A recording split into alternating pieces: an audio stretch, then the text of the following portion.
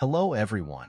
In this video, I'll discuss 14 reasons why a Japanese woman might not be interested in you, and what types of foreigners Japanese women generally dislike.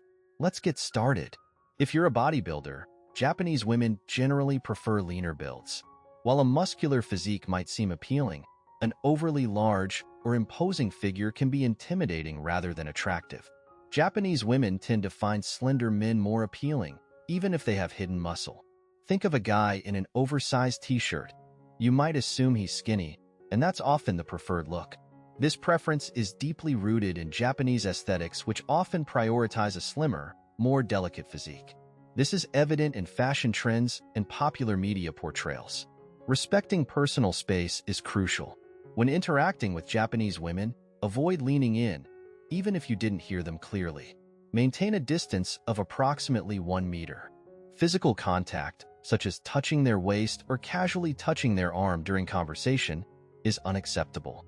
This is a cultural norm emphasizing respect for personal boundaries and is deeply ingrained in Japanese society, stemming from a long history of valuing polite social interaction. Forget the pickup artist techniques. The tactics often discussed in pickup artist forums won't work with Japanese women. In fact, they'll likely backfire. Avoid things like unnecessary physical contact or attempting to use manipulative techniques. This will damage your chances of forming a connection. This is due to a strong emphasis on genuine connection and respectful communication. Kissing someone on the cheek upon first meeting is also not common practice in Japan. Height is also a factor. Most Japanese women prefer taller, slender men. A large, powerfully built man might cause apprehension. Worries might include concerns about physical differences during intimacy, leading to anxieties about comfort and safety. However, there are exceptions. It's not an absolute rule. Facial hair is a significant factor. A full beard is generally off-putting to Japanese women. It's often associated with a lack of hygiene or a perception of being unkempt. This association stems from historical context and current cultural norms. While beards were worn in historical Japan, the adoption of Western fashion and grooming practices during the Meiji era led to a cultural shift favoring clean-shaven faces. A neatly trimmed stubble might be acceptable, but a full beard is often perceived negatively. Language skills are essential. While many Japanese women study English, their conversational fluency might be limited.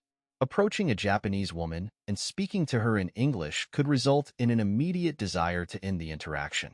This is because the inability to communicate effectively can create discomfort and uncertainty. Knowing Japanese demonstrates respect, commitment, and an effort to understand their culture. It also significantly enhances the possibility of a successful relationship, as communication is fundamental to any relationship. Furthermore, if you plan to live in Japan, knowing the language is vital for everyday life, employment prospects, and social integration. Punctuality is paramount. Japanese people value punctuality highly. Arriving late shows disrespect and a lack of consideration for others' time. Consistent tardiness will likely end any potential relationship quickly. This cultural emphasis on timeliness stems from a deeply ingrained societal respect for schedules and planning. Apologizing is crucial. In Japan, apologizing for even minor inconveniences is essential. A failure to apologize, even when genuinely at fault, is considered extremely rude and arrogant. This stems from a cultural emphasis on harmony and saving face. Avoid being overly forward. Approaching women aggressively or persistently on the street is highly undesirable. A respectful approach, such as beginning with a polite greeting, is crucial. Only proceed if the person shows interest and responds positively to your approach. This politeness is a core aspect of Japanese communication and shows respect for individual boundaries. Table manners are critical. Avoid bad table manners. Keep your elbows off the table, eat with both hands, and don't lick your chopsticks. Cleaning chopsticks by licking them is seen as extremely unhygienic. Maintaining cleanliness and following proper etiquette shows consideration for the person you're with and respects Japanese social conventions. Maintaining appropriate eye contact is key. While some eye contact is necessary, prolonged or intense eye contact is considered rude and uncomfortable. Japanese culture prioritizes indirect communication and avoids overly direct confrontations, making sustained eye contact appear aggressive or intrusive.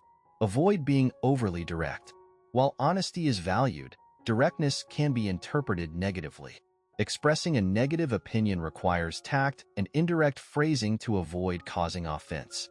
Japanese communication often employs indirect language and prioritizes saving face for everyone involved. Be respectful to service staff.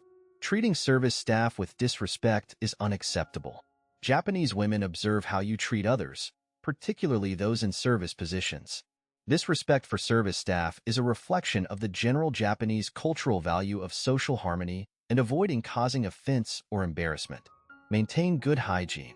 Bad breath is a major turnoff. Ensure you have fresh breath.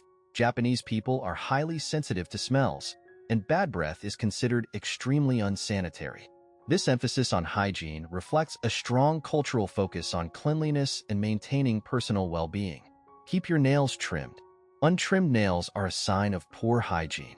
Japanese women pay close attention to personal grooming and cleanliness, associating untrimmed nails with a lack of attention to personal care. This is part of a broader emphasis on personal presentation and consideration for others.